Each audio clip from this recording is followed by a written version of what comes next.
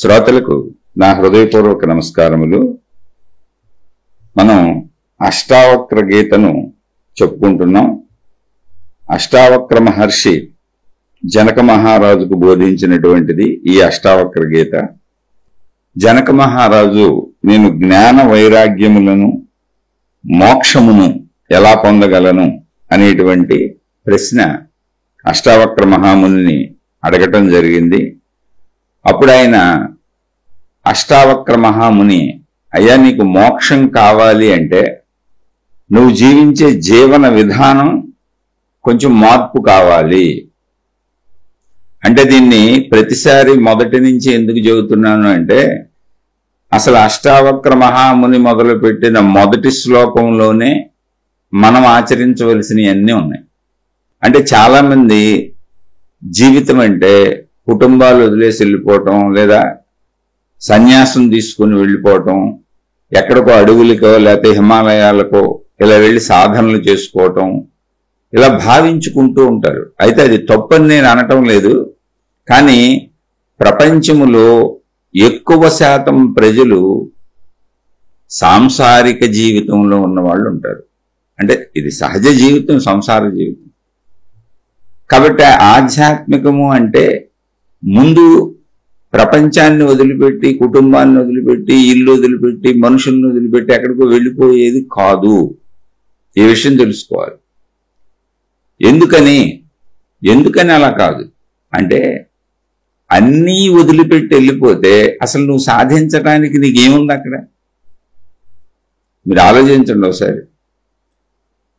నువ్వు ఉండి ఒక శరీరాన్ని, ఒక అద్భుతమైన శరీరాన్ని సృష్టి నిర్మించి మనకిచ్చింది.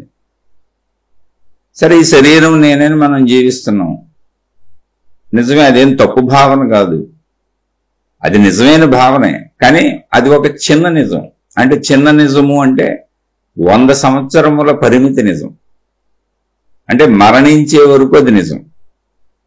ఈ శరీరం మార్పులు చెందుతూ వెళుతూనే ఉంటుంది. ఈ శరీర అనుభూతి, అనుభవాలన్నీ మనకు తెలుస్తూనే ఉంటాయి. అది నేనే అన్న భావన ప్రాథమికంగా అందరికీ ఉంటుంది. అది ఒక ప్రాథమిక సత్యం, చిన్న సత్యం. అలానే ఆ శరీరముతోనే అన్ని సాధించాలి, దాన్ని తీసేయడానికి కుదరదు. అందుకే సృష్టి నిర్మాణమే శరీరాన్ని అలా చేసింది. పంచేంద్రియములకు ఆకర్షణలు ఉండేలా సృష్టి శరీర నిర్మాణం చేసింది. ఈ శరీరానికి అవసరాలు ఉండేలా సృష్టి నిర్మాణం చేసింది. స్త్రీ పురుషులను సృష్టి నిర్మాణం చేసింది. నువ్వు యథాతథ సృష్టిలో సాగుతూ సృష్టి సత్యాన్ని తెలుసుకోవాలి. ఈ సృష్టి సత్యాన్ని ఎక్కడ తెలుసుకోగలుగుతావు? నువ్వు సృష్టిలో ఉంటేనే. నీ సృష్టి ఏంటి? నువ్వు మానవుడివి. మానవ లోకంలో, మానవుడి పద్ధతిలో, మానవులు జీవించే విధంగా నువ్వు జీవించడానికి ఆ శరీరం ఇవ్వబడింది. నాకు ఇవేం అక్కర్లేదు, నేను ఎక్కడికో వెళ్ళిపోతాను, నేను ఉండను, వీటి మధ్యలో ఉండను, నాకు అక్కర్లేదు, నేను వెళ్ళిపోతాను అన్నావు అనుకో, నీకు జ్ఞానముక్తి రాదు. అది తెలుసుకోవాలి. ఇక్కడ జ్ఞానముక్తి అంటే ఏంటి? మళ్ళీ జ్ఞానముక్తి అని ఒక పదం వాడుతున్నారు ఏంటండి అనొచ్చు. అంటే మానవ శరీరముతో ఎన్ని అనుభవించవచ్చు, ఎన్ని బంధాలలో చిక్కుకోవచ్చు, దాని నుంచి జ్ఞానాన్ని ఎలా పొందొచ్చు, ఈ శరీర నిర్మాణములో సృష్టి చేసినటువంటి అద్భుతాలు ఏంటి, మొత్తం సమస్తం, అసలు ఈ కుటుంబ వ్యవస్థ ఏంటి, స్త్రీ పురుషులేంటి, ఇంద్రియ భోగాలేంటి, వస్తువులేంటి, వస్తు భోగాలేంటి, విషయ భోగాలేంటి, మొత్తం ఈ పదార్థ భోగములేంటి, ఈ భోగములలోకి వెళ్ళి, అంటే ఒక నదీ ప్రవాహంలో, ఒక నదిలో, ఒక సముద్రంలో దూకినటువంటి ఒక ఈతగాడు అందులో దూకి ఈత కొట్టి ఒడ్డుకు చేరటం, ప్రయత్నించి ఒడ్డుకు చేరటం అంటే ఈత నేర్చుకోవాలి. సముద్రంలో దూకాలి, నదిలో దూకాలి, అందులో నువ్వు ఈత కొట్టాలి, ఈత కొట్టి నువ్వు ఒడ్డుకు రావాలి. లేకపోతే ఆ శరీరం అలా ఎందుకు ఇస్తుంది? ఒక రాయిగానో రప్పగానో ఇస్తే అసలు గొడవ లేదు కదా మనకి. రాయిగా పుట్టితే, ఓ చెట్టుగా పుట్టుంటే దాని విధానంలో అలా ఉండేవాళ్ళం. జంతువుగా పుట్టుంటే అసలు ప్రయత్నమే లేదు, అసలు తెలుసుకునే ప్రయత్నం కూడా లేదు. కాబట్టి ఎవరు ఏ స్థితిలో ఉన్నామో అక్కడి నుంచి ప్రయాణించాలి. అందుకని మొట్టమొదటి నుంచి ప్రతి శ్లోకంలో గుర్తు చేస్తున్నాను, ఆధ్యాత్మికత అంటే నువ్వు ఏది వదిలిపెట్టి వెళ్ళిపోవటం కాదు. ఈ విషయం ఏం చెబుతుంది కాదు, అష్టావక్ర మహామునే చెప్పారు. జనక మహారాజు ఆయన రాజ్యాన్ని పరిపాలిస్తున్నటువంటి రాజు, ఆయన చక్రవర్తి. కొన్ని కోటాను కోట్ల మంది ప్రజలకు అన్ని సౌకర్యములు సమకూర్చి వాళ్లను తన కన్నబిడ్డలలా పరిపాలించవలసినటువంటి ప్రభువు. అన్ని సౌకర్యాలు చూసుకోవాలి రాజ్యంలో ఉన్న కోటాను కోట్ల ప్రజలకి. చాలా బాధ్యతాయుతమైనటువంటి పోస్ట్ అది. అటువంటి మహానుభావుడు ఆ కర్తవ్యాన్ని చేస్తూనే, రాజుగా ఉంటూనే, కుటుంబంలో ఉంటూనే, తన కుటుంబంలో ఉన్నాడు. ఆయనకి జిజ్ఞాస కలిగింది, అవన్నీ చేస్తూనే ఉన్నాడు ధర్మంగా. కానీ ఇదంతా ఏంటి, దేహం మారిపోవటం ఏంటి, ఈ విధానం ఏంటి, జనన మరణాలేంటి, ఈ భావనలన్నీ ఏంటి, ఈ సత్యం నేను తెలుసుకోవాలని ఆయన ఎప్పటి నుంచో ప్రయత్నించుకుంటూ చాలా ఉన్నత స్థితికి వచ్చేసాడు ఆయన మానసికంగానే. అంటే ఆయన ప్రయత్నిస్తున్నారు ఎప్పటి నుంచి.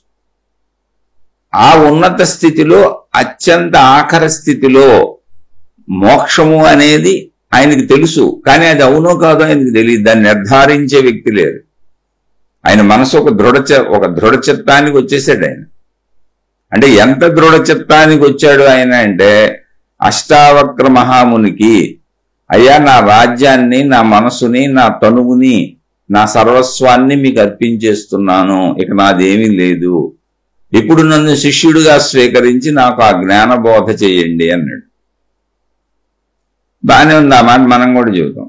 కానీ నా సర్వస్వాన్ని ఇచ్చేశాను అన్న మనం, అసలు మనం ఏదైనా ఇవ్వగలమా? ఉన్న నోటి మాటతో చెబుతాం కానీ మనం డబ్బులు ఇవ్వగలమా, వస్తువులు ఇవ్వగలమా? అదేగా మన బంధాలు, బాధలు, దుఃఖాలు. పోని ఒకవేళ ఎవరైనా త్యాగ పురుషుడుండి సమస్తము ధనము వస్తువులు సమర్పించేశాడు అనుకుందాం, నా దేహాన్ని నా తనువుని ఇచ్చేశానన్నాక, ఈ దేహము నాది కాదు, ఈ మనసు నాది కాదు అంటే నా మనసుని ఇచ్చేశాను, నా దేహాన్ని తనువుని ఇచ్చేశానని చెప్పారు ఆయన. అన్నాక మనసును కూడా ఇచ్చేశాను కనుక నాకు ఆలోచనే లేదు అని ఆలోచన కదపకుండా ఆపగలవా? అక్కడ ఉంది కిటికంత. మీరు ఆ రహస్యం పట్టుకుంటే ఇది అర్థమవుతుంది. మొత్తం మనసులో ఉంది మాయంతా. అంటే ఏంటి, జనక మహారాజు మనస్సును కూడా ఇచ్చేయగలిగాడు. అందుకని ప్రతిసారి ఇది చెబుతున్నా. ఇది తెలుసుకోకుండా ముందుకెళ్ళి మనం అష్టావక్ర మహాముని చెప్పింది ఎంత విన్నా ఉపయోగం లేదు. ఎందుకనంటే అసలు రహస్యం అంతా ఇక్కడే ఉంది. ఆల్రెడీ జనక మహారాజు ఆ స్థితికి వచ్చేసాడు, తన రాజ్యాన్ని ఇచ్చేసాడని అన్నాడు. ఓకే, వదిలేయగలిగాడు ఆయన నిజంగానే. సరే, రాజ్యం వదలడం అసలు గొప్పతనం కాదు, ఎందుకని తనకు భిన్నమైంది. నా శరీరాన్ని ఇచ్చేసానన్నాడు. ఓకే, పర్వాలేదు, దాసానుదాసుడుగా మనం కూడా ఏదన్నా, అయ్యా గురువు గారు మీకు నేను నా శరీరాన్ని సమర్పించేశానని ఆయన చెప్పిన పనులు చేస్తూ, ఆయన పెట్టిన తింటూ అక్కడ కూర్చొని ఆయన సేవ చేస్తూ, స్వతంత్రత లేదు నాకు, నేను ఈయన దాసుని భావించుకోవచ్చు. కానీ నా మనస్సుని ఇచ్చేశానన్నాడు. అంటే ఏంటి, ఆలోచన కూడా ఆపేశాడు ఆయన. ఆగుద్దా మనకు ఆలోచన? చెప్పండి. ఇక్కడ ఇది రాజ్యం అంటే అసలు సంపదలే ఇవ్వలేం మనం, ఎవరికే ఇవ్వలేమంటే ఏంటి, ఎవరికో ఇవ్వమని కాదు. ఇప్పుడు మీరు ఇస్తే పుచ్చేసుకుంటారు ఇప్పుడు గురువులందరూ, చాలా జాగ్రత్త. మీరు ఎవరు అసలు మీ సంపదలు పుచ్చుకునే వాళ్ళు గురువులు కాదు, మహాత్ములు కాదు. అష్టావక్ర మహాముని పుచ్చుకోవాలా, ఆయన ఇచ్చాడు జనక మహారాజు. మళ్ళీ చెబుతున్నా, మీకు అటువైపు మీకు నేర్పుతున్నటువంటి గురువులు మహాత్ములు ఎలాంటి వాళ్ళు తెలియాలి, ఇటువైపు మనం ఎలా ఉన్నామో రెండు తెలియాలి మనకి. అందుకని చెబుతున్నా, నేర్పేవాళ్ళు ఎలా ఉంటారంటే అష్టావక్రుడు వలె ఉండాలి. ఏం చేశాడు ఆయన? ఈయన ఇచ్చానన్నాడు, ఆయన తీసుకున్నానన్నాడా? తీసుకున్నానల్లా, నావనుకొని నువ్వు ఇంతకు ముందు నుంచి ఎలా పరిపాలిస్తున్నావో మొత్తం అలాగే చేసుకోమన్నాడు. ఇదంతా మా గురువు గారి అనుకో, అలా పరిపాలించేసుకో రాజ్యం అవన్నీ అన్నాడు. అంతే అంటే ఇంకొక సింగిల్ మాటతో అయిపోయింది. ఆయన పుచ్చుకోవటం లేదు, ఈయన ఇవ్వటం లేదు. కానీ భావ మార్పు జరిగిపోయింది. ఏంటంటే ఇప్పుడు రాజ్యం కానీ, ఈయన తనువు కానీ, ఈయన మనస్సు కానీ మొత్తం అష్టావక్ర మహామునివి అనేటువంటి భావనతో ఆయన రాజ్యాన్ని అలా చేస్తున్నాడు, పరిపాలిస్తున్నాడు. అక్కడ మనం గమనించవలసిన విషయం మీకు ప్రతిసారి చెబుతున్నా. ఆయన ఏం చెప్పారు? ఒకటి, కుటుంబాలు వదిలిపెట్టి వెళ్ళక్కర్లేదు. అంటే వెళ్తే నష్టమా అంటే వెళ్తే నష్టమే లేదు. వెళ్ళి నువ్వు ఒకవేళ సాధన చేసుకుంటానంటే చేసుకో, కానీ నీకు జ్ఞానముక్తి రాదు. ఇదేంటంటే జ్ఞానముక్తి అని కొత్త పదం వాడుతున్నారంటే, కామిగాని వాడు మోక్షగామిగాడు అని అది కూడా చెప్పారు మన పెద్దలు. కామిగాని వాడు అంటే ఏంటి? కామం అంటే కోరికలు. శరీరము కోరికల కొరకు తయారు చేయబడినటువంటి పరికరం. ఇంద్రియాలు అందుకే పెట్టబడి, దానితో నువ్వు ఈ ప్రపంచాన్ని అనుభవించాలి. అంటే సముద్రంలోకి దూకాలి, నదిలోకి దూకాలి, ఈత నేర్చుకోవాలి. అక్కడే ఈత నేర్చుకోవాలన్నా నీళ్ళలోకి వెళ్ళాలి. నువ్వు ఒడ్డు మీద ఈత నేర్చుకోవడం కుదరదు. నీకు ఈత రాకపోయినా ఈత నేర్చుకోవాలన్నా నీళ్ళలో దూకాల్సిందే. అందుకని ఈ శరీరం నీకు ఇవ్వబడింది ఇలా. అదే జంతు శరీరం అయితే అసలు నీకు ప్రయత్నం కూడా లేదు. ఇవ్వబడిన శరీరంతో, ఇవ్వబడిన విషయాలతో, ఇవ్వబడినటువంటి వాటిలోకి ప్రవేశించు. అలా జీవించడం మొదలుపెట్టు, అనుభవించడం మొదలుపెట్టు, భోగించడం మొదలుపెట్టు, సాధించుకోవడం మొదలుపెట్టు. అందులో నుంచి ప్రాపంచిక విషయ జ్ఞానం మొత్తం తెలిసిపోద్ది నీకు. మీరు చూడండి, ఎవరైనా ఇప్పుడు వృద్ధుల దగ్గరికి వెళ్తే, మీరు వృద్ధాప్యం వచ్చిన వాళ్ళ దగ్గరికి వెళ్ళి చూడండి. నాకు చాలా మంది తెలుసు, మా ఇంట్లోనే బోల్డ్ మంది ఉన్నాడు, చూశాను నేను. చివరి దశలో మా మామగారు భగవంతుడిని రోజు తిట్టేది. అంటే ఆమెకు ఒక 85-90 ఏళ్ళు దాటిపోయి ఉంటాయి. కొంచెం అనారోగ్యాలకు బాధలు పడేది. ఆమె కంఠంలో ఫ్లమ్ తయారైపోయేది విపరీతంగా. ఆవిడికి ఊపిరి సరిగ్గా అందేది కాదు ఆ ఫ్లమ్ తయారవటం వలన. తింటే ఇబ్బంది పడేది. ఆ బాధలకి ఆమె భగవంతుడిని తిట్టేది. ఆ నీరసానికి భగవంతుడి ఫోటో ముందు కూర్చొని తిడుతూ ఉండేది. ఎందుకనంటే, నన్ను తీసుకువెళ్ళిపోకుండా ఇంకెందుకు ఉంచావు, ఎందుకు నేను వీళ్ళకి భారము కదా అని. అంటే మా నాన్నగారి తల్లి గారు, పెద్దవాళ్ళని మామగారు అంటూ ఉంటారు. అలా అలవాటు అయిపోయింది మాకు. నాయనమ్మ అవుతుంది కానీ మా అమ్మ అనే అనేవాళ్ళం మేము. మా అమ్మ అనే దాంట్లో మా అమ్మ అని ఉంది, బాగానే ఉంది. మా అమ్మ అంటే మా అమ్మ. అవును, మా నాన్న వాళ్ళ అమ్మ మా అమ్మే కదా, అంతే. ఆవిడ భగవంతుడిని తిడుతూ ఉండే. చాలా చిన్నతనం, నాకు అర్థమయ్యేది కదా, ఎలా తిడుతుంది ఏంటి. భగవంతుడిని మనం అందరం పూజిస్తాం కదా, గౌరవిస్తాం కదా. ఆ నీరసానికి, ఆ బాధలు కానీ, నన్ను ఎందుకు ఉంచావు, ఇంకా ప్రాణాలతో తీసుకెళ్ళిపోవచ్చు కదా, ఇక్కడ నేను చేసేదేముంది, అన్ని చూశాను, అన్ని అనుభవించాను, ఇప్పుడు నేను వీళ్ళకి కూడా భారంగా ఉన్నాను, ఎందుకు వీళ్ళందరూ పాపం నా కోసం కష్టపడాల్సి వస్తుంది, నాకు వద్దు శరీరం, తీసుకెళ్ళిపోమని. అలా ఎంతో మందిని చూశాను. అయితే భగవంతుడిని తిట్టిన వాళ్ళు కాదు, ఈ ఒక్క ఆమె భగవంతుడి ముందు కూర్చొని. మిగిలిన వాళ్ళు శరీరంతో ఏం చేసుకోలేక పాపం, వాళ్ళకి ఏదో అనుభవిద్దామని ఉన్నా అనుభవించడానికి ఇంద్రియాలు లేక, ఆశలు తీరక, బాధలు తీరక, ఇంకా బతకాలన్న తపనుండి కానీ శరీరం సహకరించక వృద్ధాప్యంలో నానా ఇది పడతా ఉంటారు. ఇంకొంతమంది జీవితం చూసేసాం. మా తాతగారు ఉన్నారు, చివరి దశలో, ఆయన మరణ దశలో, ఆయన పక్కన ఉన్నాను నేను కొన్ని రోజులు. చివరిలో ఆయనకు పెరాలసిస్ వచ్చింది. అప్పుడు కొన్ని రోజులు హాస్పిటల్లో ఆయన పక్కన ఉన్నాను. ఆయన అడిగాను. అప్పటికి ఆయనకు కూడా 80 ఏళ్ళు దాటిపోయి ఉండొచ్చు. ఎందుకంటే పూర్వీకులకి సరైనటువంటి లెక్కలు లేవు వయసుకి, పెద్ద వయసు వాళ్ళే బాగా. ఆయన అడిగాను, అయ్యా మీకు ఇప్పుడు ఇలా మంచం మీద ఉన్నారు కదా, మీకు ఏమన్నా అనిపిస్తుందా, భయం కానీ, బాధ కానీ, కోరిక కానీ, ఎవరన్నా చూడాలని కానీ. చాలా సంతానం ఉంది ఆయనకి. నేను మనవణ్ణి అవుతాను. ఆయన ఒక కొడుకుని నేను, ఇంకా చాలా మంది ఉన్నారు కొడుకులు కూతుళ్ళు. నీకు ఎవరినైనా చూడాలని ఉందా తాతయ్య అని అడిగాను. నాకేం లేదన్నాడు. అంటే పెరాలసిస్ కొద్దిగా వచ్చింది ఒక పక్కన, అన్ని తెలుస్తున్నాయి, మాట్లాడుతున్నాడు, చక్కగా ఉన్నాడు ఆయన. ఏ విషయమైనా భయం ఉందా అని అడిగాను కొన్ని. నాకేం భయం లేదన్నాడు. చావు భయం, మరణ భయం ఏంటి, హాస్పిటల్లో ఉన్నావు కదా, లేదు నాకు అన్నాడు. ఎందుకని అని అడిగాను. ఏం జీవితం అంతా చూసేసాను, జీవితం ఇంతే. అసలు ఈ పెరాలసిస్ రాకముందు కూడా నేను ఓ 10 ఏళ్ల పైనుంచి, అంటే మా నాయనమ్మ గారు చనిపోయారు, ఆ 10 ఏళ్ల పైనుంచి నేను మరణం కోసం ఎదురు చూస్తూ కూర్చున్నాను. నేను చేసే పనే ఉందన్నాడు. జీవితం అంతా చూసేసాను, నాకే బాధ్యతలు లేవు, ఇప్పుడు ఉన్నా నేను బరువే చుట్టూ ఉన్న వాళ్ళకే.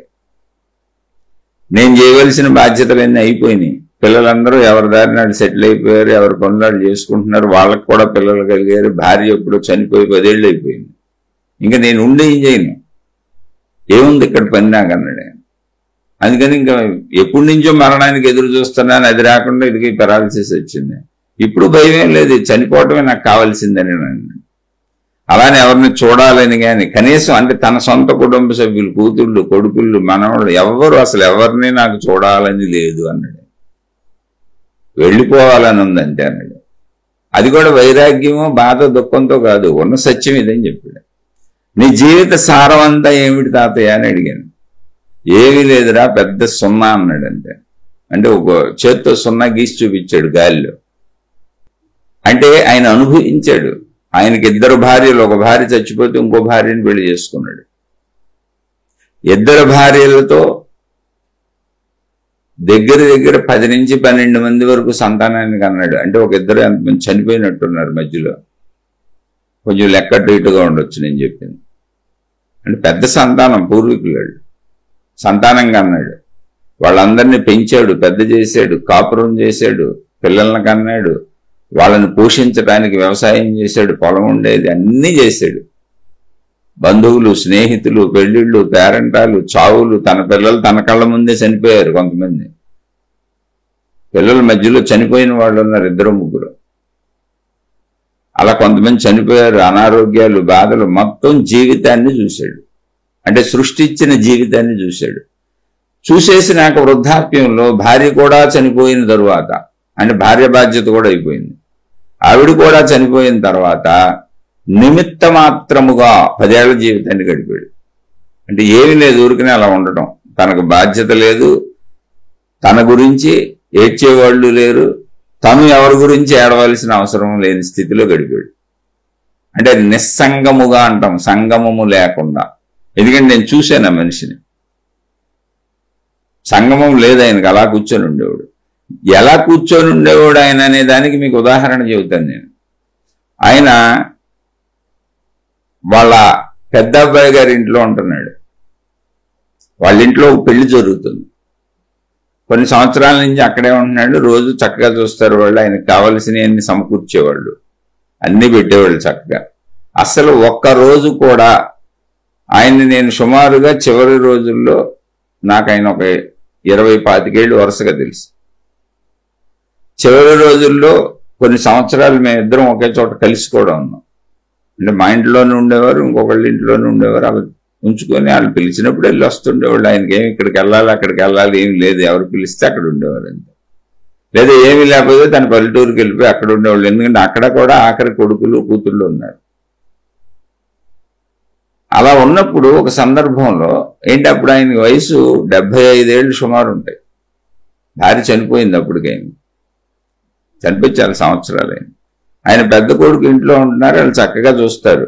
ఒక్కరోజు కూడా అసలు ఆయన ఎవరిని నాకు మంచినీళ్ళు ఇమ్మని, నాకు కాఫీ ఇమ్మని, నాకు అన్నం పెట్టమని, నాకు ఇది కావాలి అని అడగడు. అసలు అడగటం చూడలే నేను. నాకు 25 ఏళ్ళు తెలుసు ఆయన. అడగటము అనే పదం చూడలే నేను.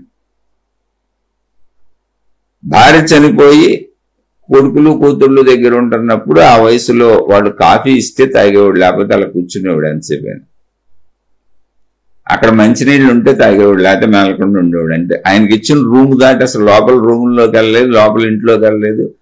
అసలు ఆ ఇల్లు మొత్తం ఎలా ఉంటుందో ఆయనకు తెలియదు. ఆయన్ని ఎక్కడ కూర్చోబెట్టి ఎక్కడ ఉండమని ఆయనకు రూమ్ ఇచ్చి ఒక మంచం ఇచ్చి ఏర్పాటు చేశారో అక్కడే ఉన్నాడు ఆయన. ఇక మిగిలిన విషయాలు కల్పించుకునేవాడు కాదు. అసలు ఒక యోగి ఇలా ఉంటాడా అని ఇప్పుడు ఈ పుస్తకాలు చదివి నాకు తెలిసింది. నాకు అంతకుముందు తెలియదు. నాకు ఆయన ఉన్నప్పుడు ఏదో మా తాతయ్య అని మామూలుగా ఉండేవాడు. ఒక యోగి ఎలా ఉంటాడో అలాగే ఉన్నాడు ఆయన. ఇప్పుడు ఈ పుస్తకాలు చదువుతుంటే అర్థమవుతుంది.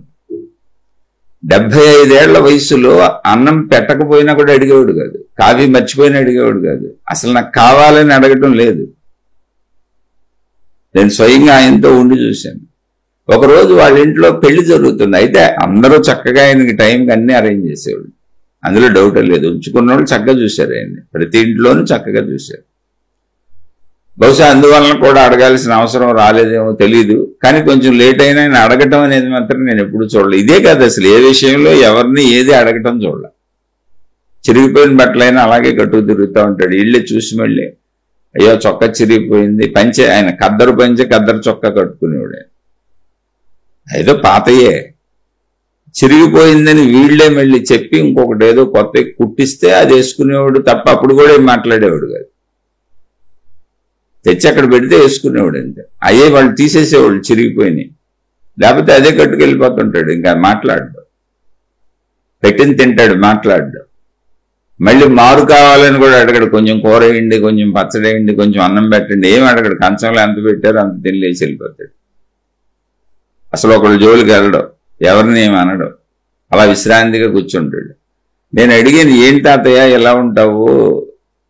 అందరూ చక్కగా మాట్లాడుతుంటారు, అవి కావాలి ఈ కావాలని అడుగుతూ ఉంటారు కదా అంటే. నాతో సరదాగా ఉండేవాడు.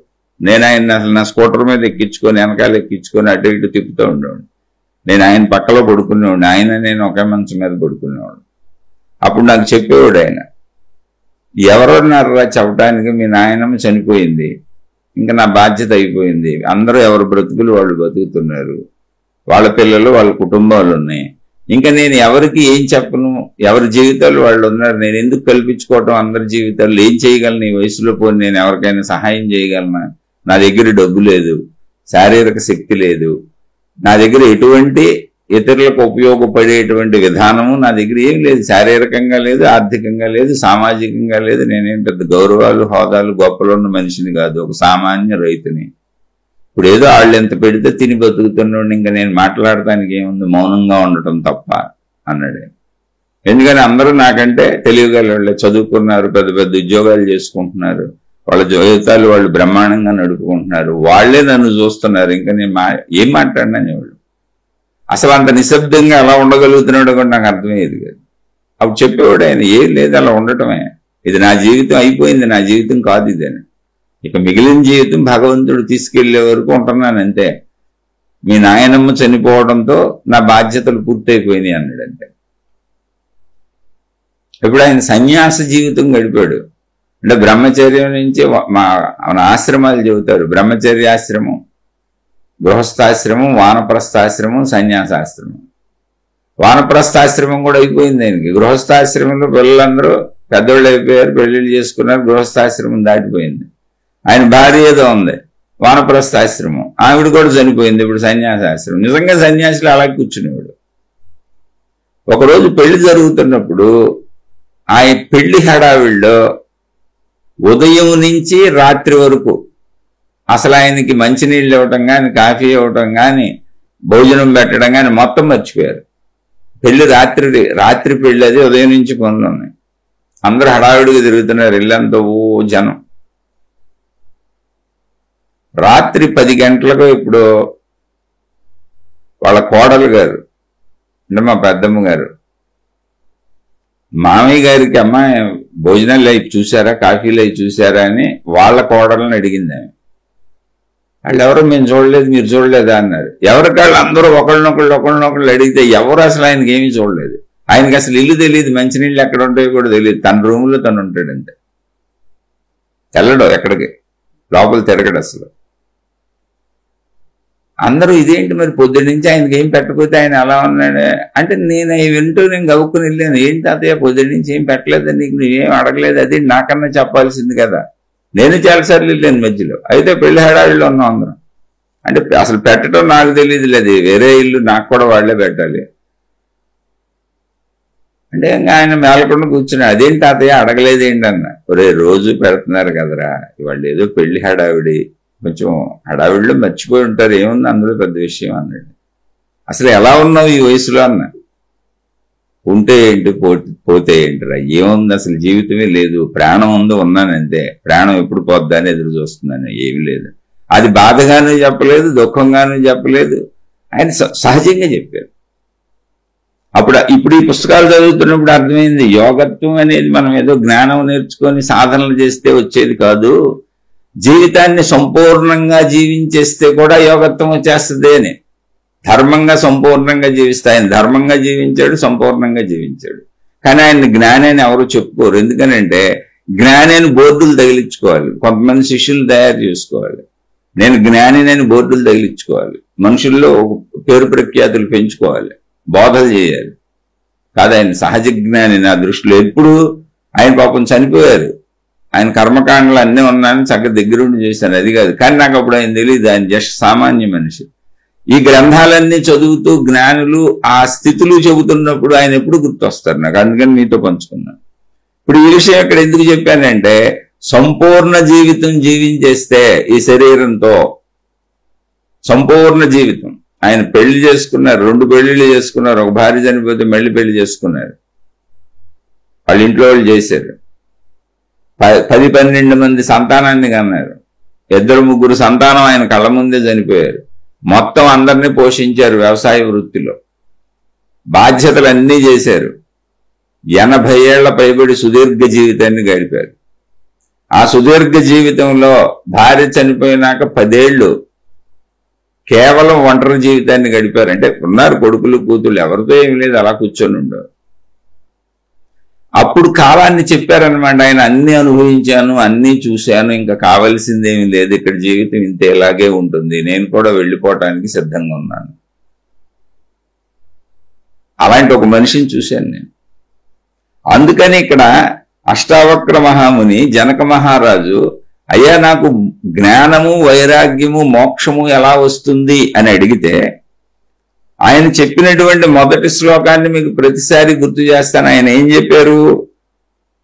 ముక్తిమిచ్చసి చేత్తాత విషయాన్ విషవత్యజ, విషయాన్ విషవత్యజ, విషయములను విషములు వలె వదిలివేయి.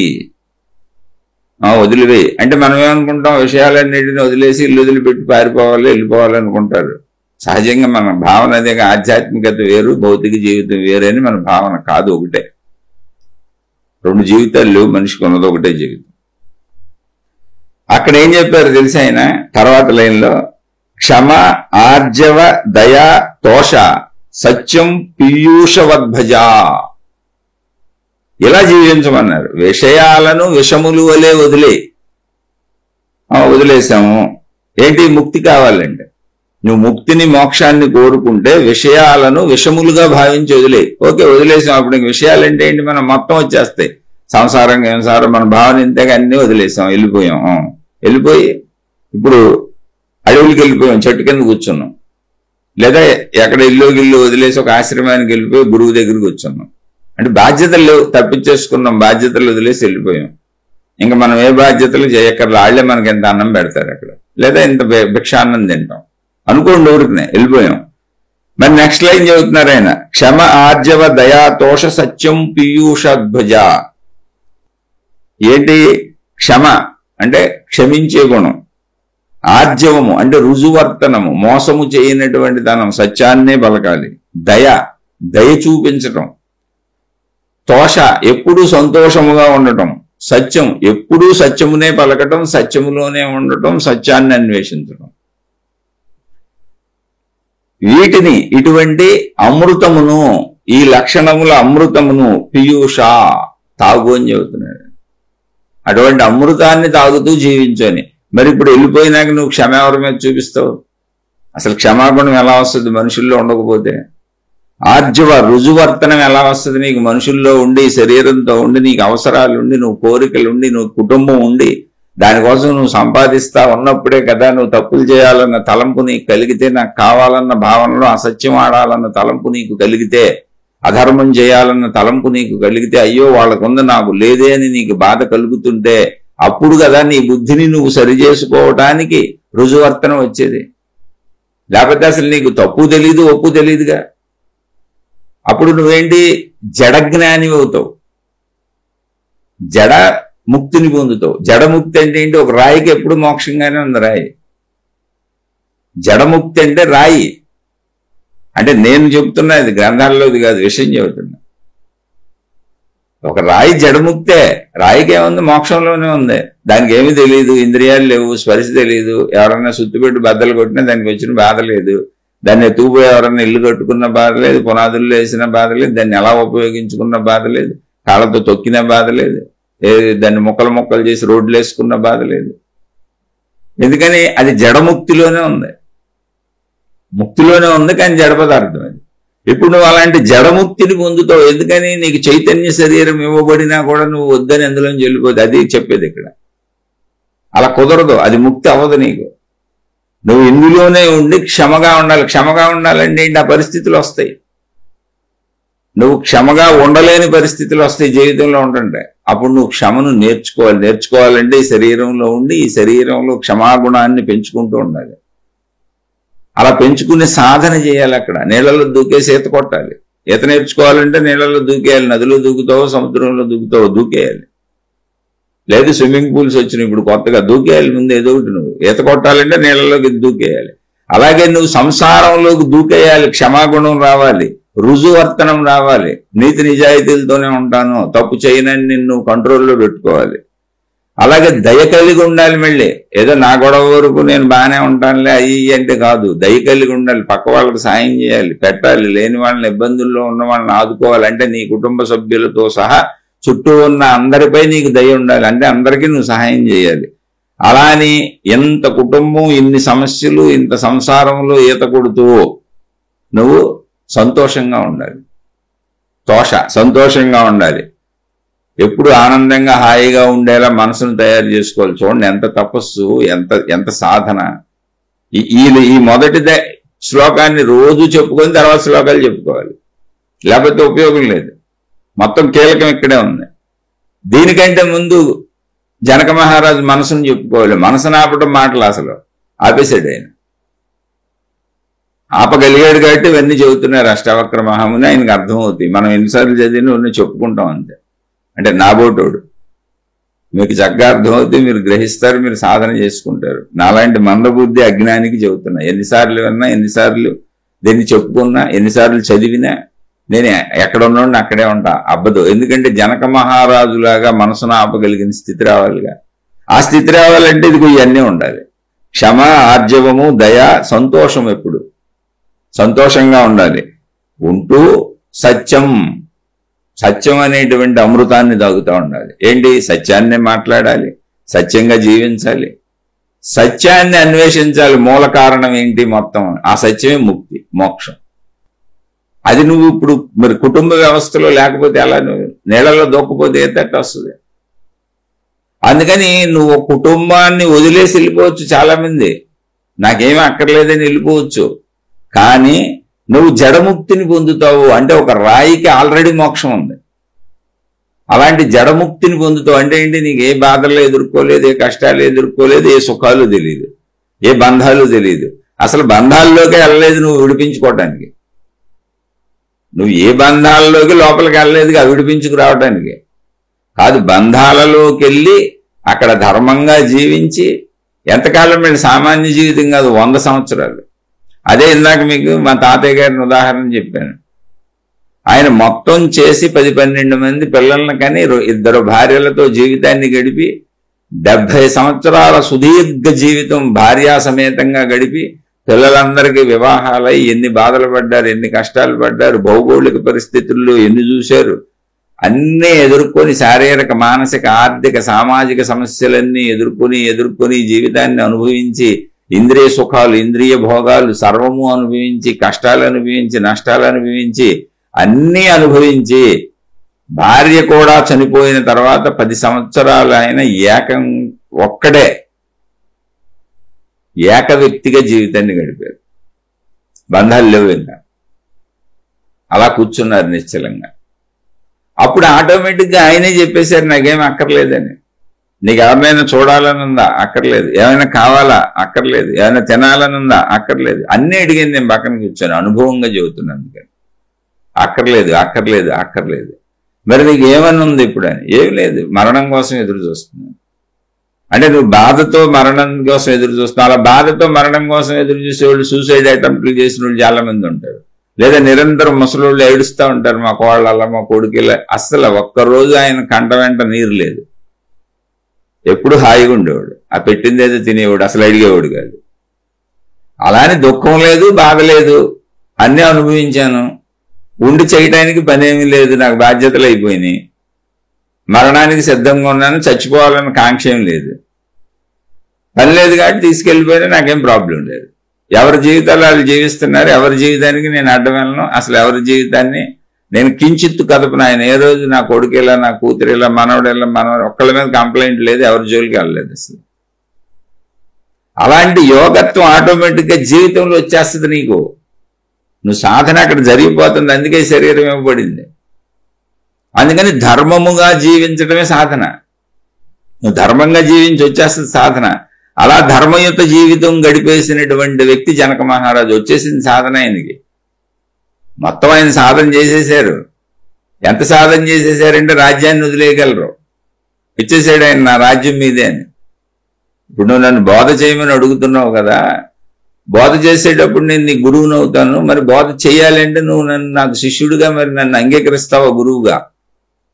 ఎందుకంటే చెప్పేవాడు గురువు, వినేవాడు శిష్యుడు అనేటువంటి వినయభావం నీకు ఉంటేనే నేను చెప్పేది అర్థం అవుద్ది, లేకపోతే అర్థం అవుతుంది. అందుకని నాకు శిష్యులు అక్కర్లా, కానీ నీ గురువు కావాలిగా, నీకు తెలియాలిగా, అడుగుతున్నావు చెప్పమని.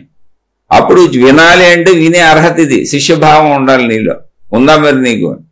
ఉందండి నా దగ్గర అంటే శిష్యభావాన్ని పొందడం అంటే ఏంటి? ఆయన అన్ని పొందేశాడు, వదిలేయగలడు. ఇప్పుడు ఆయన శిష్యభావాన్ని పొందడం అంటే ఇప్పుడు మీరు గురువులకు వదిలేయటం అనుకుని పొరపడపాకండి బాబు, మీరు ఇచ్చినవన్నీ పుచ్చుకుపోతారు.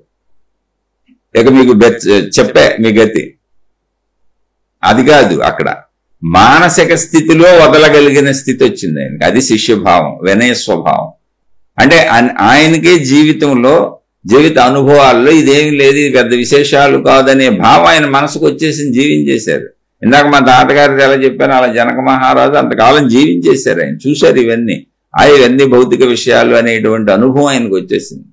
ఏదైనా వదిలేయచ్చు, ఏం పర్లేదని వచ్చింది. కానీ అసలు ఎందుకు నేను ఎవరిని అనేది మిగిలిపోయింది అంతే ఆయనకి.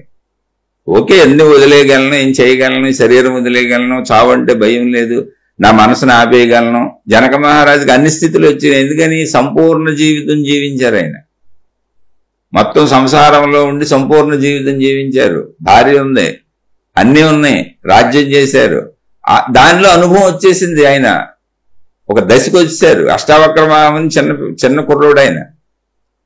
జనక మహారాజు పెద్ద ఆయన, కానీ చెబుతున్న గురువు చిన్నవాడు, వింటున్న శిష్యుడు పెద్దవాడు. ఎందుకంటే ఆయన జీవిత అనుభవం వచ్చేసింది. అంటే ఏంటి? సహజంగానే వదలగలిగిన స్థితి.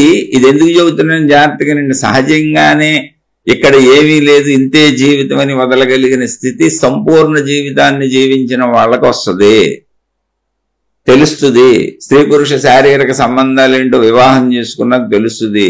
అనేక సంవత్సరాలు జీవితం గడిపి ఒక భార్య, ఒక భర్త, పిల్లలకని వాళ్ళని పెంచి పెద్ద చేసి ధనాన్ని సంపాదించి సమాజంలో బ్రతికేటప్పుడు వచ్చేటువంటి అనేక సమస్యలు, ఈర్ష్యలు, అసూయలు, ద్వేషాలు, కోపాలు, క్రోధాలు, లోభాలు, మోహాలు, మదాలు, మత్సరాలు, అనేక రకమైన చెడు గుణాలు, అనేక రకమైన మంచి గుణాలు, వీటి మధ్య నలుగుతూ ఇవన్నీ సాగుతూ సుదీర్ఘ జీవితం గడిపేటప్పటికి ఆ ధర్మయుతమైన లక్షణాలతో గడుపని చెబుతున్నారు. ఈయన ఏంటి? క్షమ, ఆర్జవం అవి చెప్పారు. ఎలా అయితే అప్పుడు నువ్వు నిన్ను కంట్రోల్ చేసుకోవాల్సి వస్తుంది. నువ్వు తప్పులు చేయకుండా ధర్మంగా మంచిగా ఉండాలంటే నిన్ను కంట్రోల్ చేసుకోవాల్సి వస్తుంది. అప్పుడేమవుద్ది? ఆటోమేటిక్గా నిన్ను కంట్రోల్ చేసుకుంటా మంచివాడిగా మంచిదానిగా బతికేటప్పటికి జీవితమే అనుభవాలు నేర్పేసింది, అయిపోయింది. శారీరక సంబంధాలు స్త్రీ పురుషులు ఎలా ఉంటాయి అర్థమైంది, చూశాను. ఇంకేముంది? చూడటానికి ఏముంది ఇక్కడ? పిల్లల్ని కన్నాను, పెంచాను, వాత్సల్యం, మమకారం, మధురం ఎలా ఉంటుంది. వాళ్ళు పెద్దోళ్ళు అయిపోయారు, వాళ్ళకి పెళ్ళిళ్ళు అయిపోయినాయి, వాళ్ళకే ఇప్పుడు పిల్లలు కలిగారు. ఇంకా నేను చేసేది ఏముంది? ఇదిగో నా భార్య భర్త ఉన్నారు, ఓకే, ఏదో సహచర్యం జీవితం గడిపాం, చక్కగా స్నేహబంధం ఉంది మా ఇద్దరి మధ్యలో, వానప్రస్థాశ్రమం హాయిగా గడుపుదాం. ఇప్పుడు భార్య భర్త చనిపోయారు, ఇంకేముంది? నేను నా బాధ్యతలు ఏమున్నాయి జీవితంలో? ఎందుకంటే చూడటానికి ఏముంది? పంచేంద్రియాలతో అన్ని గ్రహింపులు వచ్చేసినాయి కనుక వైరాగ్యం ఆటోమేటిక్గా వచ్చేస్తుంది, దాని అంతటా అది వచ్చేస్తుంది. అది వచ్చింది జనక మహారాజు. అయితే అది వచ్చింది, కానీ అసలు నేనెవరో తెలియదు, ఈ మోక్షం అంటే ఏంటో తెలియదు. ఆ స్థితులన్నీ వచ్చేసినాయి, కానీ మోక్షం అంటే ఏంటో తెలియాలి. స్థితులు వచ్చేసినాయి, మోక్షార్హత స్థితులు వచ్చేసినాయి. మోక్షం అంటే ఏంటో అనుభవం తెలియదు, ఎవరు చెప్పలేదు, జ్ఞానంగా కావాలి. ఇప్పుడు దాన్ని అడుగుతున్నప్పుడు చెబుతున్నారు. అందుకని మనం ఇక్కడ జీవితంలో ఉండి ఇవన్నీ తెలుసుకోవాలి. అలా చెబుతూ ఆయన, నాయనా నువ్వు ఈ 5 సద్గుణాలతో జీవించు అన్నప్పుడు ఎక్కడ జీవించాలి? ఇప్పుడు ఈ క్షమ ఇవన్నీ ఉండాలంటే, దయ ఇవన్నీ చూపించాలంటే మనుషుల మధ్యలోనే ఉండాలి. మరి నిజాయితీగా ఉండాలి, తప్పు చేయకుండా ఉండాలంటే మనుషుల మధ్యలోనే ఉండాలి. అడవిలోకి వెళ్ళిపోతే నీకు ఇవన్నీ చూపించడానికి ఎక్కడ కుదురుతుంది? అసలు అందరినీ వదిలేసి వెళ్ళిపోతే, బాధ్యతలు వదిలేసి వెళ్ళిపోతే, ఎవరో నీకు అన్నం పెడుతుంటే నువ్వేదో ఆశ్రమం గురువు అని ఎక్కడో చేరితే అసలు చూపించడానికి నీకేముంటది? నువ్వే అందరి దగ్గర అన్ని స్వీకరిస్తుంటావు, నమస్కారాలు, డబ్బులు, కీర్తి ప్రతిష్టలు, సేవలు, వాళ్ళు పెట్టిన అన్నాళ్ళు తింటా ఉంటావు. నీకు అసలు అనుభవం ఎందుకు వస్తుంది? జడముక్తిని పొందుతావు. అంటే రాయి లాంటి ముక్తిని, నీకేం విశేష జ్ఞానం తెలీదు, అందుకని నువ్వు ఎవరికే జ్ఞానాన్ని కూడా బోధించలేవు. అందుకే మీరు చూడండి, ఇలా వెళ్ళిన వాళ్ళు చాలా మంది, అంటే నేను అందరిని మహాత్ములు అంటలేదు, ఇప్పుడు అష్టావక్ర మహాముని పుట్టుకతోనే జ్ఞాని, ఆయన వివాహం వ్యవస్థలోకి వెళ్లాల్సిన అవసరమే లేదు. అలా అందరి గురించి అవటల్లా మిడిమిడి జ్ఞానంతో నాలాగా వెళ్ళిపోయే వాళ్ళు ఉంటారు కొంతమంది. ఇలా ఇప్పుడు అందరినీ ప్రోత్సహించి తీసేసుకుంటాయి చాలా సంస్థలు, ఎందుకంటే వాళ్ళ సంస్థలు నడపడానికి మనుషులు కావాలి. వెళ్ళేవాళ్ళు అందరూ కూడా మిడిమిడి జ్ఞానంతో, అందుకే వాళ్ళు మహిమలు మాయలు ఎక్కువ చెబుతూ ఉంటారు. మాకు దేవుడు కనపడ్డాడు, దేవుడు మాట్లాడుతున్నాడు, మా దగ్గర మహిమలు జరుగుతాయి, మాయలు జరుగుతాయి, మా గురువు గారు మహిమలు చేస్తారు, మాయలు చేస్తారు, మీ జబ్బులు తగ్గుతాయి, మీ రోగాలు తగ్గుతాయి, మా దగ్గరికి రండి రండి రండి అంటారు. ఎందుకంటే జనం పోగైతే డబ్బులు వస్తాయి.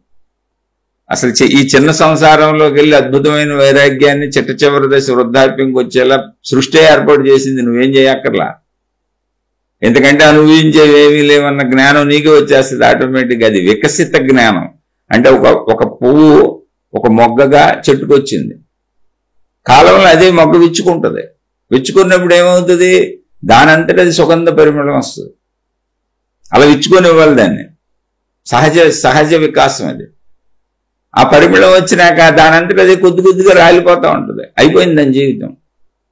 కాదు, ఇప్పుడు ఆ మొగ్గని మనమే విచ్చుకోనింప చేద్దామని దాని రేఖలన్నీ దూరంగా జరిపి అలాగలా దాన్ని పీకి మొత్తానికి పువ్వుని చేసామనుకోండి, ఏముండదు, పసిరివాసనే ఉంటుంది.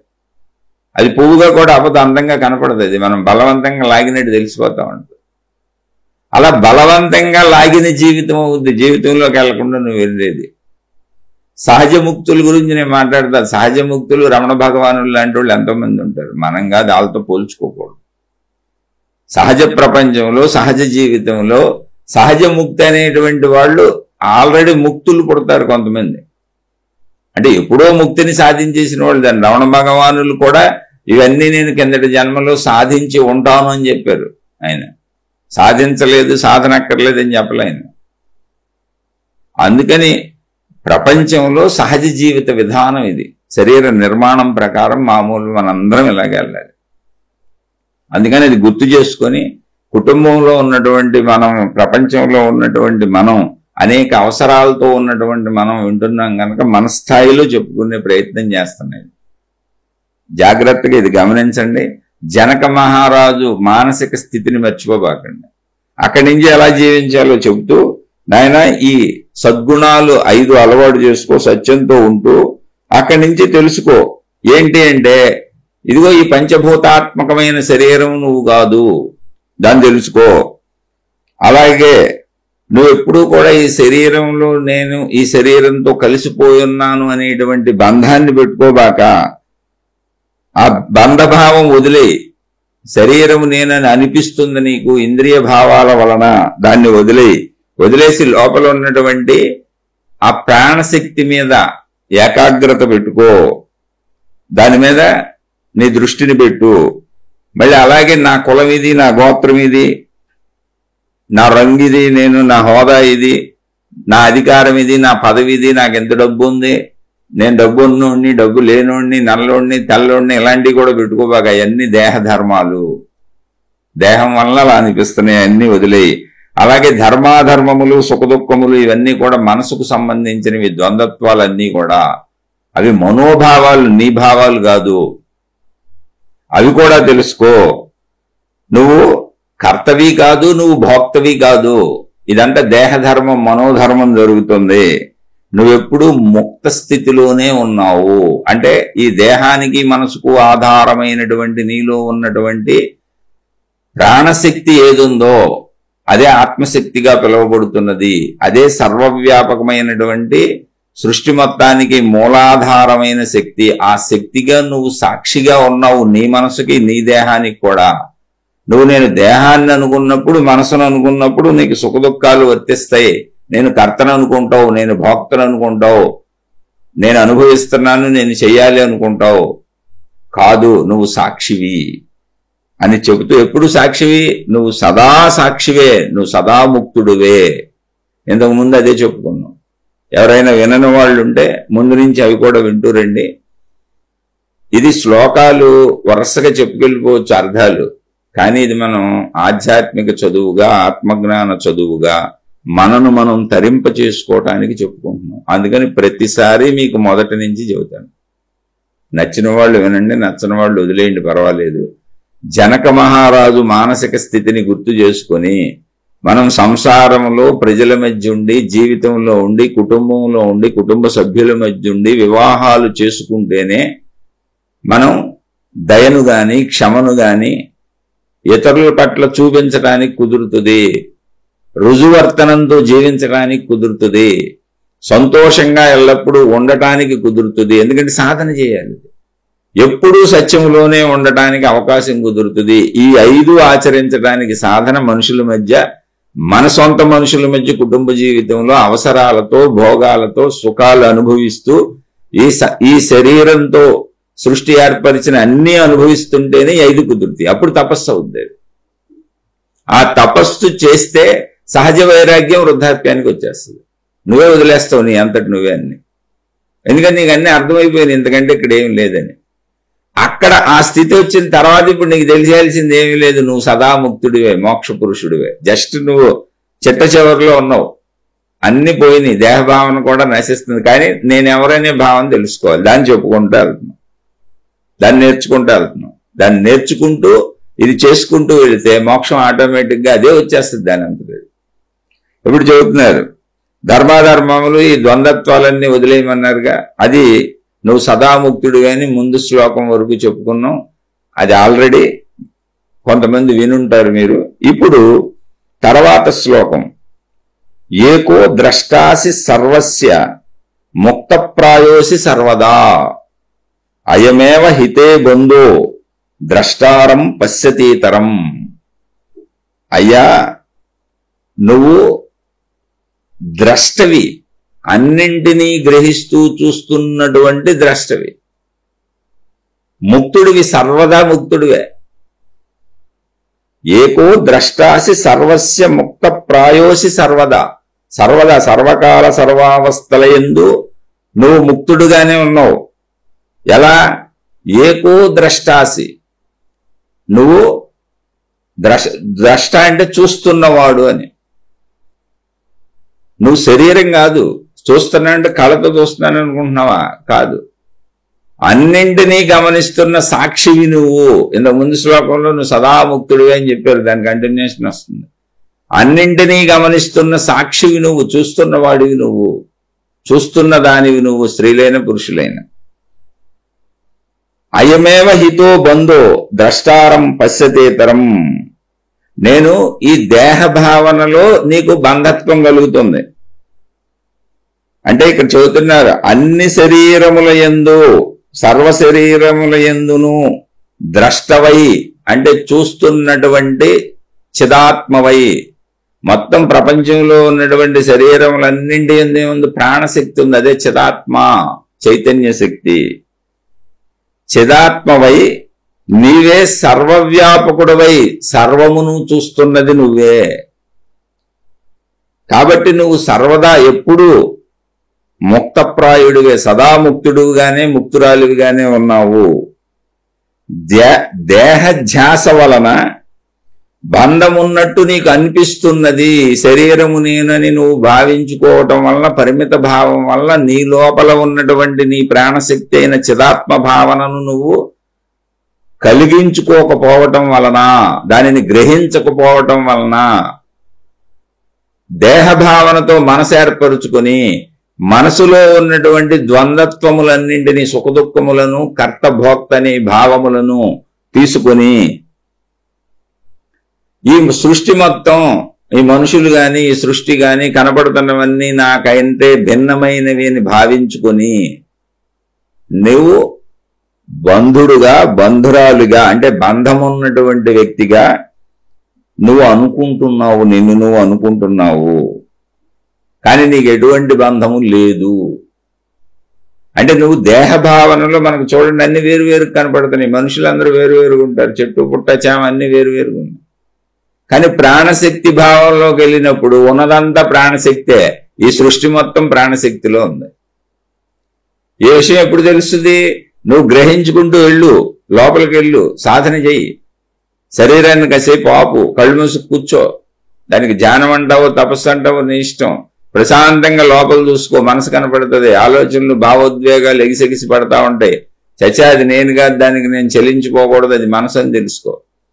ఇక్కడ శరీరం అని తెలుసుకున్నావు, దీన్ని శరీరాన్ని ఆపి కూర్చున్నావు ప్రశాంతంగా, మనసు కదిలింది, మనసు కూడా నేను కాదని తెలుసుకో. శరీరానికి మనసుకి ఆధారమైనటువంటి చిదాత్మ అంటే చైతన్య స్వరూపమైనటువంటి ఆత్మశక్తి ప్రాణశక్తి నాలో ఏదుందో అది నేను. ఆ విషయం నువ్వు తెలుసుకున్నప్పుడు ఇప్పుడు మొత్తం అందరిలో ఉన్నది అదే, అదే అన్నిటినీ గమనిస్తున్నది. అప్పుడు నీకు బంధం ఎక్కడుంది? అది సర్వవ్యాపకత్వంగా ఉంది, ఏకత్వంగా ఉంది, అనేకత్వంగా లేదు. అన్నింటిలో ఉన్నటువంటి అందరిలో ఉన్నటువంటి ఆ ప్రాణశక్తి, ఆ చిదాత్మ అనబడేటువంటి చైతన్య శక్తి ఏదుందో, ఆత్మశక్తి ఏదుందో అది ఏకత్వముగా సర్వవ్యాపకముగా ఉన్నది. అప్పుడు నీకు వేరుభావన కలగదు. వేరుభావన లేనప్పుడు బంధభావన ఉండదు, అదే మోక్ష భావన. మోక్షం అంటే అంతే, వేరుభావన లేదు, అక్కడ ఏకత్వ భావన ఉంది. కానీ నీకు బంధభావన ఎందుకు అనిపిస్తుంది? నేను వేరేని ఎందుకు అనిపిస్తుంది అంటే దేహము వలన. దేహాలన్నీ వేరువేరుగా చూస్తున్నావు, నీకు భిన్నంగా ఈ ప్రపంచాన్ని చూస్తున్నావు, అందుకని ఇదంతా వేరువేరు అని నీకు అనిపిస్తున్నది. ఇది ఎలా ఉందంటే ఆకాశంలో సూర్యుడు ప్రతిబింబిస్తున్నాడు. సూర్యుడు వచ్చాడు ఆకాశంలో, ఆ ఆకాశములో ఉన్నటువంటి సూర్యబింబము అనేక జలాశయముల యందు, అంటే కింద నీళ్లు ఉన్నాయి, ఆ నీళ్లలో సూర్యబింబం నీళ్లలో ఉన్నట్టు కనపడుతూ ఉంటుంది. ఒక కొలంలో చూస్తే కొలంలో కనపడుతుంది. అలాంటి ఎన్నుంటే అన్నింటిలో జలాశయాలు ఎన్నుంటే అన్నింటిలో వేరువేరు ప్రతిబింబాలు ఉన్నట్టు కనపడుతుంటాయి, అనేక ప్రతిబింబాలు ఉన్నట్టు కనపడుతుంటాయి. కానీ అక్కడ ఉన్న ఒకటి సూర్యుడే. ఆ సూర్యుడు కూడా ఇది ప్రతిబింబమే, నిజం కాదు. జలాశయములు అంటే నీళ్లలో కనపడుతున్న ప్రతిబింబం, నిజం సూర్యుడు కాదు. నిజం సూర్యుడు పైనే ఉన్నాడు. అలా అనిపిస్తుంది. అలాంటి జలాశయాలు ఎన్నుంటే అంతమంది సూర్యుళ్ళు ఉన్నట్టు నీకు అనిపిస్తుంది. అలాగే ఈ మనుషులందరూ వేరువేరుగా అనిపిస్తుంది. మీరు చూడండి, అద్దాల మంటపాలని గుళ్ళల్లో అక్కడక్కడ కడతా ఉంటారు. బోల్డ్ అద్దాలతో ఒక రూమ్ కట్టేస్తారు.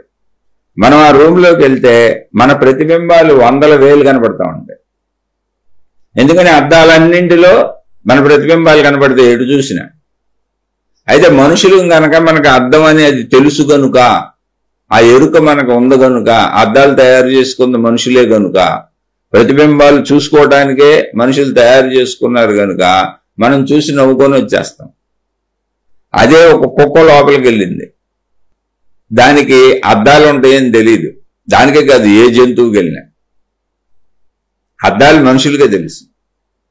అటువంటి అద్దాల రూములోకి ఒక కుక్క వెళ్ళింది. ఎటు చూసినా అనేక కుక్కలు కనబడుతున్నాయి. అది ఇప్పుడు చాలా కుక్కలు ఉన్నాయి అనుకోని మురిగి ఆ అద్దాల మీద గుద్దుకుంటుంది, పడుతుంది, అరుస్తుంది. ఇది అరిసినప్పుడల్లా అటు కుక్కలు, అద్దాల్లో కుక్కలు కూడా దీని యాక్షనే కనపడుతుంది. అయ్యి అరుపుల్లాగా దీనికి మళ్ళీ దీని మీద అరిసినట్టు కనపడుతుంది. దీని అరుపే, అది నేనే అని అది గుర్తించలేకపోతుంది. అలా అరిసి అరిసి అరిసి ఆ కుక్క పోరాడి అవి కుక్కలు అనుకొని చచ్చిపోద్ది, ఎందుకు అక్కడ ఏం లేదు. అలాగే దేహభ్రాంతిలో జీవుడు ఈ దేహమే నేను అనుకున్నవాడు ఆ కుక్క పోరాడి అలిసిపోయినట్టుగా ఇక్కడ ప్రపంచంలో సంసారంలో పోరాడి అలిసిపోయి మరణాన్ని పొందుతూ ఉంటాడు. తత్వాన్ని తెలుసుకొని ఎవరైతే నేను నా లోపల ఉన్నటువంటి చిదాత్మను తెలుసుకుంటారో వాళ్ళు నేను ఆ చిదాత్మస్వరూపుడనే అని ఎవరైతే తెలుసుకుంటారో, నేను ఆ అనంతాత్మస్వరూపుడనే, నేను ఏకత్వ భావంలోకి ఎవరొస్తారో వాళ్ళు సాక్షిగా ఉంటారు, శక్తిగా ఉంటారు. దేహభావన పోద్ది, మనోభావన పోద్ది. వాళ్ళకి మరణం శరీరానికి మాయమయ్యేది మనసు, విలీనమైపోద్ది శక్తిలో. సాక్షిగా ఉన్నటువంటి వాళ్ళు అనంత ఆత్మగా మిగిలిపోతారు. శరీరం ఉన్నంత వరకు సాక్షి భావనతో చూస్తూ ఉంటారు. ఇది మనం గమనించవచ్చు కూడా. దీన్ని ఏంటి అసలు ఏకో ద్రష్టాసి, ఇక్కడ ఒక్కడవే అయి నువ్వు చూస్తున్నావు, సర్వవ్యాపకుడివై అన్నింటినీ చూస్తున్నటువంటి ద్రష్టవు నువ్వే. సర్వవ్యాపక స్థితి నీది అన్నప్పుడు మీరు ఒకసారి మనం దీన్ని పరిశీలించి గమనించుకోవచ్చు. అంటే ఇప్పుడు మనం కంటితో చూస్తున్నాం, బయట మనకు వస్తువులు కనపడుతున్నాయి. అంటే చూసింది ఎవరు? నేనే. అంటే మన ఉద్దేశం ఏంటి? కన్ను చూసింది కాబట్టి శరీరం నేనన్న భావన. అలా మొత్తం అన్ని చూసాం. ఓకే. ఇప్పుడు నా శరీరాన్ని చూస్తుంది ఎవరు? నా శరీరాన్ని చూస్తుంది కూడా నా కన్నే. అంటే నన్ను కూడా నేను చూసుకుంటున్నా. ఇప్పుడు బయట వస్తువుల్ని చూస్తున్నా జాగ్రత్తగానండి. బయట వస్తువుల్ని చూస్తున్నా. ఎలా చూస్తున్నా? కంటితో చూస్తున్నా. ఓకే, నాకు తెలుస్తుంది. బయట వస్తువుల్ని చూస్తున్నా, గ్రహిస్తున్నా, మనుషుల్ని చూస్తున్నా, గ్రహిస్తున్నా. జీవితం అలాగే గడిచేది. కాబట్టి చూస్తున్నది నా శరీరంలోని కన్ను కనుక నేను చూస్తున్నాను, ఈ శరీరం నేనన్న భావనలో ఉన్నా. మరి ఈ శరీరాన్ని చూస్తుందిగా కన్ను. అవును, కన్నుని చూడలేదు తప్ప నా మిగిలిన శరీరం మొత్తాన్ని, శరీరాన్ని కూడా చూస్తుంది కన్ను. అంటే ఇప్పుడు నన్ను నేను కూడా చూసుకుంటున్నా. ఏది? భౌతికంగా. ఓకే, శరీరంలో కన్ను ఉంది, ఏదో కాలు చెయ్యి ముక్కు చూసుకుంటున్నాను. ఓకే, ప్రతిబింబం అయితే అద్దంలో నా కళ్ళు కూడా నాకు కనబడతాయి. ఓకే, కానీ కళ్ళు మూసుకొని ఒకసారి కూర్చోండి. కళ్ళు మూసుకొని అలా కూర్చోండి. ఇప్పుడు కూడా నేను చూస్తున్నా, నాకు తెలుస్తుంది నేనున్నానని. కన్ను తెరవలేదు, కన్ను చూడట్లేదు, చెవి వింటలేదు, పంచేంద్రియాలు అటు పని చేయట్లేదు. కానీ నేనున్నానని నేను చూస్తున్నా, నాకు తెలుస్తుంది. చూపు లేకపోయినా చూస్తున్నా, నాకు తెలుస్తుంది. కంటితో ఎలా తెలిసిందో అలా నాకు లోపల తెలుస్తుంది ఉన్నాను అని. ఇప్పుడు చూస్తుంది ఎవరు? నా కన్ను చూస్తుంది, నా శరీరం చూస్తుంది, నా చెవి వింటది అని నాకు మొత్తం శరీరం చేసే పనులన్నీ తెలుసు. నా శరీరాన్ని కూడా నేను చూసుకుంటున్నా, ఇప్పుడు ఉన్నాను అన్న భావనలో ఉన్నా. కానీ శరీరంతో చూడట్లా, శరీరాన్ని వదిలేసి చూస్తున్నా లోపల. ఆ శరీరాన్ని వదిలేసినాక కన్ను చూడకపోయినా, పంచేంద్రియాలు చూడకపోయినా లోపల చూస్తున్నది ఎవరో, ఆ లోపల చూస్తున్నది ఎవరో అది లేకపోతే కన్ను కూడా చూడలేదు. దాన్నే మరణం అన్నారు. ఇప్పుడు కన్ను చూడలేదు, చెవి వినలేదు, ముక్కు వాసన చూడలేదు, నోరు మాట్లాడలేదు, నాలుగు రుచి చూడలేదు, చర్మానికి స్పర్శ తెలియదు. ఇప్పుడు చూసేది మరి శరీరమా? అనుభవించేది శరీరమా? అనుభవించేది చూసేది శరీరం అయితే, ఒకవేళ నేను శరీరమే అయితే మరి శరీరం ఇక్కడే ఉందిగా మరణించారన్నప్పుడు. అంటే చూస్తున్నది చేస్తున్నది లోపల ఉన్నది, అన్నింటినీ గ్రహించేది లోపల ఉన్నది. ఆ లోపల ఉన్నది ఎలా ఉన్నది? శక్తి రూపంలో ఉన్నది. అదే చిదాత్మ అన్నారు. చిత్ అంటే చైతన్యము అని. చైతన్యము అంటే శక్తి, కదలికలు కలది, జడ పదార్థము కాదు అని. అది సర్వవ్యాపకమైన శక్తి. శక్తికి లిమిట్ లేదు, మొత్తం వ్యాపించి ఉంది శక్తి. అంటే ఇప్పుడు దేహము నేను కాదని మన ఊరిని కూర్చొని చూసుకున్న అర్థమైపోద్ది మనకి. దేహముతో అనుభవిస్తూ వెళ్ళిపోతున్నాం, ఓకే, చూస్తున్నాం, ఓకే. కానీ కళ్ళు మూసి కూర్చొని నీకు తెలుస్తుందిగా ఉన్నానని. నువ్వు చూస్తున్నవన్నీ తెలుస్తున్నాయిగా, చూసినవన్నీ తెలుస్తున్నాయిగా, మనసులో ఉన్నవన్నీ తెలుస్తున్నాయిగా. వాటిని చూస్తుంది ఎవరు? నువ్వు చూడకుండా కళ్ళు మూసేసుకున్నా, నువ్వు వినకుండా చెవులు ఆపేసినా, నీ పంచేంద్రియములు ఆపేసినా, శరీరాన్ని కదపకుండా ఆపేసినా లోపల చూస్తున్నది ఎవరు? వీటన్నిటినీ గమనిస్తున్నది ఎవరు? లోపల నేను అంటున్నది ఎవరు? నాకు సంబంధించిన అన్ని నాకు తెలుసు, నా లోపలే ఉన్నాయని చూస్తున్నది ఎవరు? ఆ చూస్తున్నది నువ్వు శక్తి. దానికి నశింపు లేదు, శరీరానికి నశింపు ఉంది. అదే చిదాత్మ. నువ్వెప్పుడూ చిదాత్మస్వరూపుడువే, ఏకత్వ భావనలో ఉండు.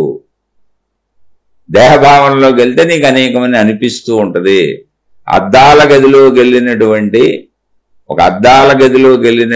కుక్కకు అది అద్దమని తెలియదు కనుక, దానికి ఆ గ్రహింపు లేదు కనుక అనేక కుక్కలు ఉండి తన మీద మొరుగుతున్నాయనుకొని తనే మొరగటాన్ని అవి తనపై మొరుగుతున్నట్లుగా భావించుకొని అన్నింటితో పోరాడి పోరాడి అలిసి చనిపోతున్నటువంటి అద్దాల గదిలోని కుక్కవలే జీవుడు దేహభ్రాంతిలో ఈ సంసారంలో నేను శరీరం అనుకొని పోరాడి పోరాడి పోరాడి మరణిస్తున్నాడంటే అన్ని విభిన్నంగా భావించుకుని.